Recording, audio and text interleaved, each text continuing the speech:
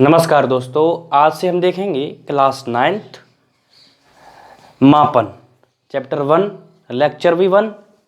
और इसमें पहली जो परिभाषा है या पहला कॉन्सेप्ट है वो है साइंस, विज्ञान। विज्ञान क्या है, विज्ञान पढ़ेंगे। पहले विज्ञान के बारे में पता करेंगे क्या है विज्ञान, उसके बाद देखेंगे भौतिक विज्ञान क्या है, फिर उसके बाद जो चैप्टर है मापन उस पर चलेंगे।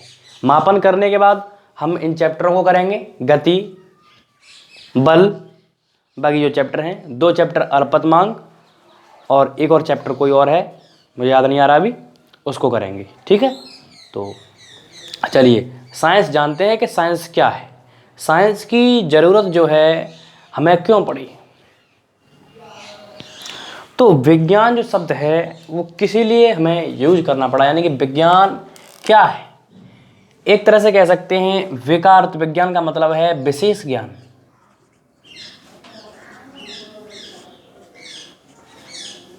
किसी क्षेत्र में प्राप्त विशेष ज्ञान विज्ञान है। अच्छा, परिभाषाओं को किसी भी प्रकार बना सकते हैं आप लोग, विज्ञान जरूरी नहीं है कि विज्ञान विशेष ज्ञान। अब इसकी एक परिभाषा दी गई, किसी वस्तु के, कोई वस्तु है हमारे पास, उसके सुसंगठित सुव्यवस्थित क्रमबद्ध ज्ञान को विज्ञान कहते हैं। अच्छा, कोई वस्तु है, मान लीजिए कोई वस्तु है हमारे पास, ये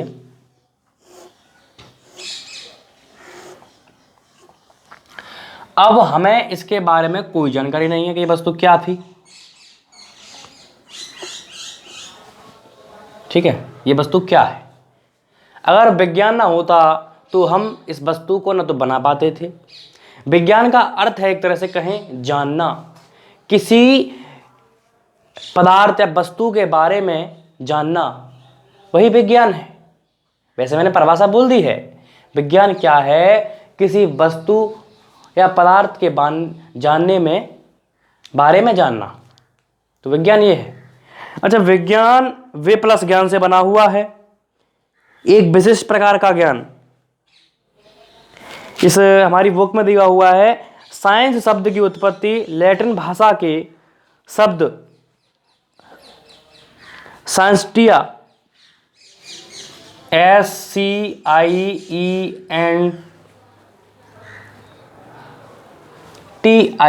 इससे हुई उत्पत्ति इसकी, जिसका अर्थ है टू नो, जानना। विज्ञान का अर्थ ही है भाई साहब जानना, किसी वस्तु के बारे में किसी विशेष जानकारी का ज्ञान रखना, वो विज्ञान है। वैसे परिभाषा मैंने शुरुआत में बोली थी, किसी वस्तु के क्रमबद्ध सुव्यवस्थित सुसंगठित ज्ञान को विज्ञान कहते हैं। किसी वस्तु के बारे में जो हमें नॉलेज होती जाती है या नॉलेज हम लेते हैं किसी वस्तु के बारे में, उसे विज्ञान है।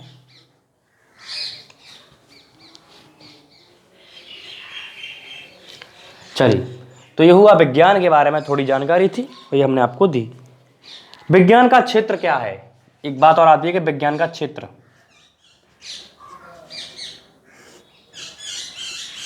ये इंट्रोडक्शन क्लास है विज्ञान के बारे में ही। तो विज्ञान का क्षेत्र क्या है, कि विज्ञान है क्या। अच्छा, विज्ञान आप देखी जाए तो विज्ञान का क्षेत्र बहुत ज़्यादा, बहुत बड़ा है। विज्ञान का क्षेत्र हर चीज में विज्ञान है। जैसे कि आप विज्ञान के क्षेत्र में बहुत बड़ा क्षेत्र है, तो आप कह सकते हैं, आपने देखा सुना होगा कभी, एक भौतिक विज्ञान भी आपने कभी सुना होगा, रसायन विज्ञान भी सुना होगा आपने। ये विज्ञान के पीछे लगा नहीं रहा हूँ, ये विज्ञान ही है, सब ये विज्ञान है। आपने शायद जीव विज्ञान भी सुना होगा। ये सब मैं विज्ञान की बातें कर रहा हूँ, ये विज्ञान का क्षेत्र है इतना बड़ा। और आपने कंप्यूटर विज्ञान या फिर आपने खगोलीय विज्ञान या आपने सुना होगा। विज्ञान की इन प्रमुख शाखाओं को अध्ययन सुविधा हेतु उप शाखाओं में बांटा गया है। जैसे जैसे मनुष्य को विज्ञान का ज्ञान होता गया, जैसे जैसे मनुष्य को विज्ञान का ज्ञान होता गया, मनुष्य विकसित होने लगा, मनुष्य विकसित होने लगा। उसने नए नए आविष्कार किए, नई नई खोजें की और विकसित हो गया। अतः स्पष्ट है कि मनुष्य के ज्ञान को विज्ञान से संबंधित कर सकते हैं। यानी कि मनुष्य का ज्ञान विज्ञान से घनिष्ठ संबंध रखता है। यानी कि जो मनुष्य के ज्ञान से ही विज्ञान की उत्पत्ति हुई, इस बात को कहा जा सकता है, क्योंकि मनुष्य ने ही विज्ञान को जाना। पशु पक्षी तो जान नहीं सकते विज्ञान को, मनुष्य ने ही जाना कि विज्ञान क्या है। मनुष्य के ही द्वारा विज्ञान की खोज की गई। आग जलाना ये क्या है? ये विज्ञान है। ठीक है सर। किसी फल का पेड़ से नीचे गिरना ये भी विज्ञान के अंतर्गत आता है। तो आप सभी ने, मुझे लगता है, जो मैंने बोला था समझ में आ चुका होगा और परिभाषा भी आपने नोट कर ली होगी। इसके बारे में विज्ञान को आपको समझ लिया आपने। इसके बाद इसी शाखा में हम फिजिक्स का अध्ययन करेंगे, यानी कि जैसे कहते हैं हम हिंदी में भौतिक विज्ञान। हम केवल इस 9th की किताब में, वैसे विज्ञान खगोलीय विज्ञान है,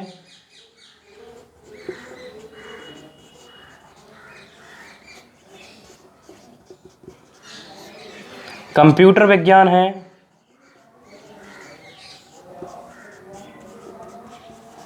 तो केवल हम इनमें से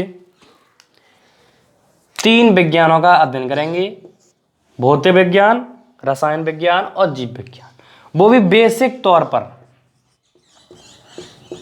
यानी कि 9th की जो फिजिक्स है वो 11th में बड़े रूप में मिलती है, और 10th की जो फिजिक्स है वो 12th में मिलेगी। इस बात का ध्यान है। आप 150 से 150 पेज की कॉपी बना लें, रफ वर्क करें, हमारे साथ डेली रहें। हमारी वीडियो हफ्ते में 1-2 दिन आएगी, तो डेली बने रहें, उस दिन के लिए डेली आए उस दिन के लिए। ठीक है, तो ये विज्ञान की जानकारी थी। चलिए अब मैं भौतिक विज्ञान का जानकारी कराना चाहूँगा आपको। ये विज्ञान की जानकारी, ये शुरुआती। अगर आपका 9th क्लियर है तो आपका 10th भी क्लियर हो जाएगा, और 10th क्लियर है तो 9th क्लियर है तो आपका 11th अच्छा हो जाता है, और 10th क्लियर है तो 12th अच्छा हो जाता है। तो आज तो पहली क्लास क्लियर हो गई, तो दूसरी क्लास क्लियर। अगर पहली क्लास में ही आपने उदमबाजी करना चालू कर दिया तो कुछ नहीं। तो फिजिकल साइंस या फिजिक्स क्या है? फिजिक्स या कह सकते हो आप भौतिक। तो मैं एक परिभाषा बोले दे रहा हूं, ये परिभाषा पहले लिख लीजिए आप, उसके बाद हम काम करेंगे। विज्ञान की वह शाखा, विज्ञान की वह शाखा जिसमें ऊर्जा के विभिन्न स्वरूपों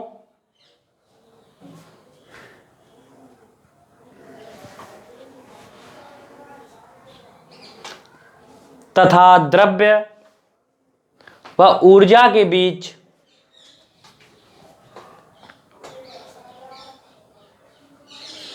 अन्योन्य क्रियाओं का अध्ययन किया जाता है, भौतिक विज्ञान कहलाती है।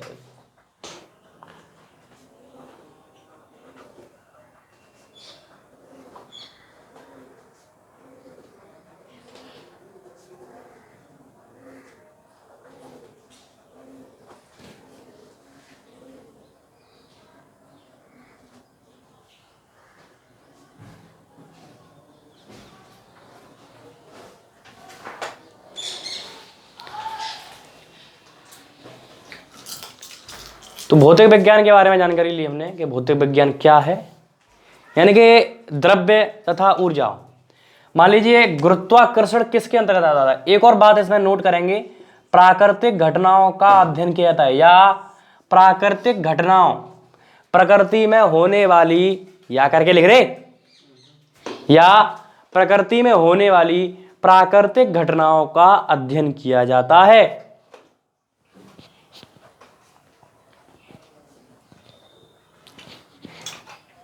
उसके बाद लिखेंगे और, या मानव द्वारा बनाए गए, या मानव द्वारा बनाए गए प्राकृतिक घटना का अध्ययन किया जाता है, या मानव द्वारा बनाए गए यंत्रों का भी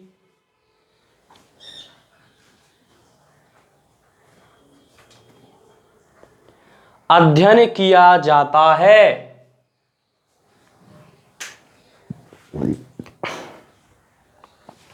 जैसे प्राकृतिक घटना में क्या हो सकता है आपका कि प्राकृतिक घटना आप जानते हो, प्रकृति यानी कि नेचर, जो हम अपने यहां देख रहे हैं, जैसे सेब का नीचे गिरना, सेब का क्यों, किसी फल का भी नीचे गिरना। अच्छा, आप प्राकृतिक घटना मानव निर्मित देखेंगे, पहले एग्जाम्पल लें दो। पहला एग्जाम्पल है पेड़ से फल का नीचे गिरना, ये प्रसिद्ध एग्जाम्पल है।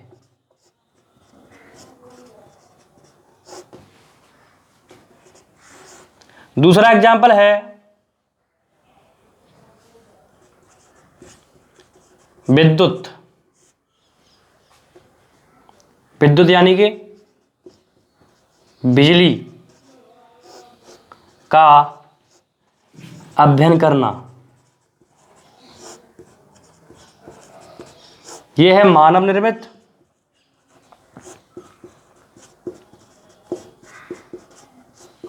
यह है प्राकृतिक।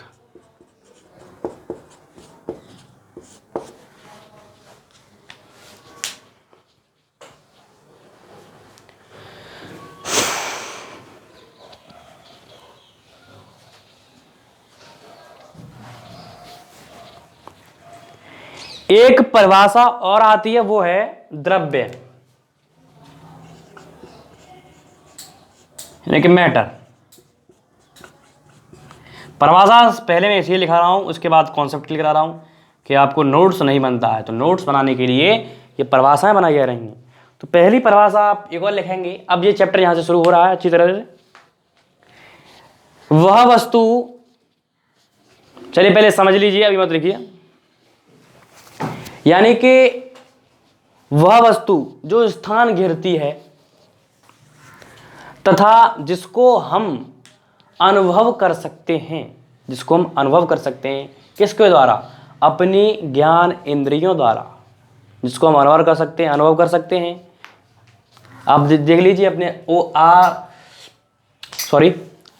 आसपास आपने देखी होंगी वस्तुएं, जैसे कि आपके घर में ले लीजिए, पंखा है, मेज है, टीवी है, फ्रिज है, कूलर है।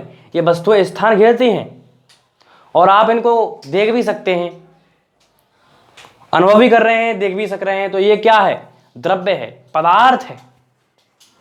तो आपको समझ आया, इनमें द्रव्यमान होता है।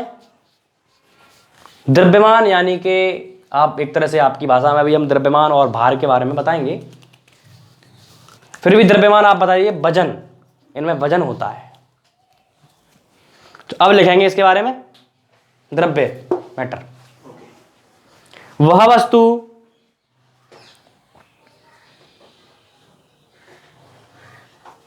जो स्थान घेरती है, जिसमें द्रव्यमान होता है तथा जिसका अनुभव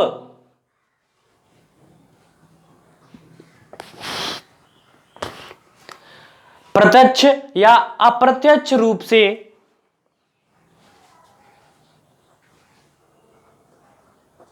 हम अपनी ज्ञानेंद्रियों द्वारा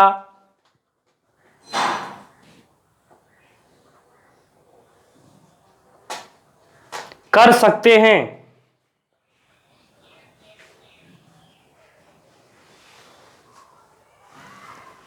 जैसे एग्जाम्पल लेंगे, मैंने बता दिया, फिर भी एग्जाम्पल, लोहा, पत्थर, और आप कुछ और भी याद भी कर सकते हैं। मैं दो एग्जाम्पल ही दे रहा हूं। ये वस्तुएं स्थान भी गिरती हैं और इनमें वजन भी होता है। अब हम चलेंगे चैप्टर की ओर, ठीक है। तो आज हम सिर्फ चैप्टर की ओर चलेंगे कि मापन की आवश्यकता हमें क्यों पड़ी। बात यहां हम मापन की करेंगे, मात्रक तथा मापन।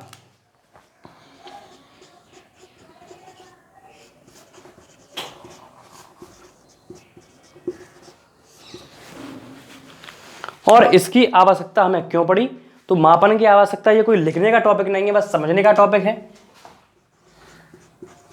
तो इसमें हेडिंग है पहली, ये हेडिंग नहीं है, बस आपको समझना होगा मापन की आवश्यकता।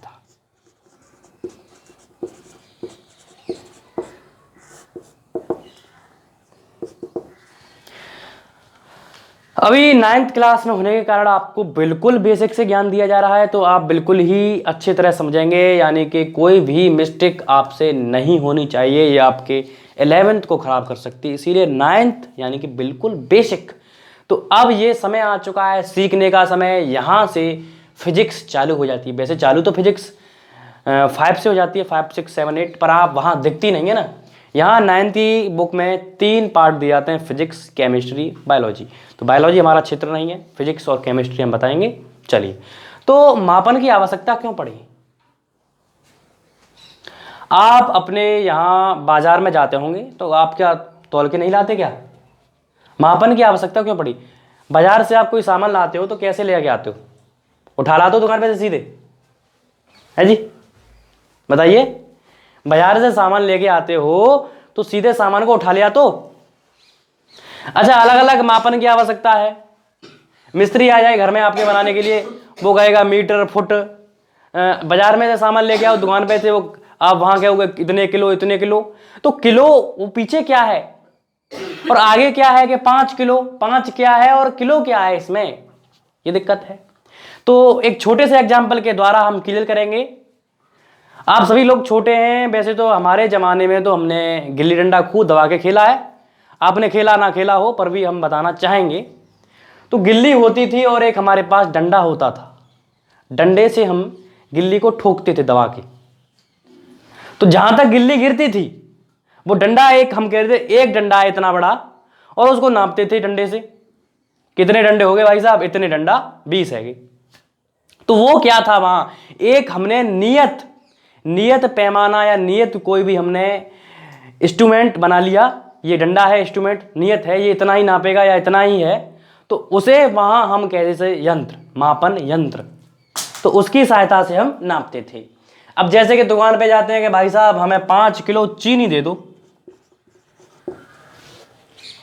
या 5 किलो चावल दे दो, या फिर कहते हो कि ये दीवार 10 मीटर है, या कह दो कि लौंडा 60 फुट 3 इंच का है। तो ये बातें हैं मापन के आवश्यकता। अच्छा, मापन की आवश्यकता नहीं होती तो आप क्या करते? दुकान पे जाके कट्टा में से चीनी उठाई, भर के चल रहे घर। क्या मतलब? माना दुकानदार है, मालूम के कितनी भर ले गए और कहा ले गए, तो गलत बात है ना। फिर दुकानदार के को भाई साहब ये क्या चीज़ है, क्योंकि दुकानदार ही नहीं जानते कि मापन क्या है। अच्छा, मापन, अच्छा आपको घर बनाना है, घर के लिए ईंटें चाहिए, तो दीवार बनेगी, कितने फुट को मंगाना है? सर 10 फुट को। अरे मापन ही ना है, यंत्र ही ना है, मापन यंत्र, तो कहते नापोगे? दीवार चिंत जा रही है, या तो छोटी कर दी बहुत, या बहुत ज़्यादा ऊंची कर दी, हम मालूम ही ना। तो मापन की आवश्यकता बहुत ज़्यादा पड़ी। या नई नई चीज़ें बनाते हैं, या नए नए इंस्ट्रूमेंट बनाते हैं, कोई भी साइज की अलग अलग क्षेत्र से कोई भी कंपनी कुछ इंस्ट्रूमेंट बना रही है। जैसे कि आपकी मारुति गाड़ी बन रही है या कोई कार बन रही है, तो वहाँ से क्या होता है, कोई कंपनी उसके पहिए बना रही है, कोई कंपनी कुछ बना रही है, कोई कंपनी कोई और पार्ट बना रही है। तो वो उस हिसाब से बनते हैं जिस हिसाब से उस गाड़ी को उस स्टूडियो में बनना है। या फिर कोई छोटी गाड़ी बन रही है और उधर बड़ी गाड़ी, क्या पता सामान गलत भेज दिया जाए। तो किसके आधार पर सामान भेजा जा रहा है? मापन के आधार पर। मापन नहीं होता तो फिर ये कुछ बनता ही नहीं। तो ये सिस्टम है मापन की आवश्यकता, इसीलिए हमें पड़ी ये मापन की आवश्यकता। ठीक है सर, तो मापन की आवश्यकता क्यों पड़ी? अब मुझे लगता है कि मापन की आवश्यकता को बिल्कुल क्लियर हो गया होगा कि मापन की आवश्यकता क्यों पड़ी। माप तौल के लिए अगर मापन की आवश्यकता न होती तो फिर हम वही बने रहते जो पहले थे, विज्ञान विकसित नहीं हो पाता था।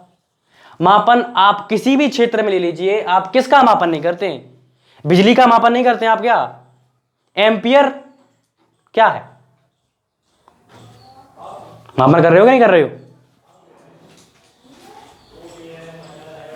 तो कुछ परिभाषा हैं, उन्हें हम देखेंगे, जैसे कि जिन्हें कहते हैं भौतिक राशियां। उसके बाद मापन के बारे में और भी बातें चलेंगी, मात्रक क्या है और आंकिक मान क्या है। मापन तो आपने समझ लिया कि क्या मापन है, और ज़्यादा लंबी वीडियो नहीं। तो आज के लेक्चर्स को हम यहीं ख़त्म करेंगे। उसके बाद जो भी आपने किया है कल हम उसको सुनेंगे आपसे, या कमेंट करके ज़रूर बताइए ये वीडियो आपको कैसी लगी। ठीक है, तो धन्यवाद। इतना ही सफ़र है क्योंकि हमें क्लास 12 की फिजिक्स भी देखनी है इसके बाद। तो आप चैनल पर नए हैं तो कोई बात नहीं, सब्सक्राइब कीजिए, ये आपका मन है, हमें कुछ नहीं मिलता है उससे। चलिए, धन्यवाद।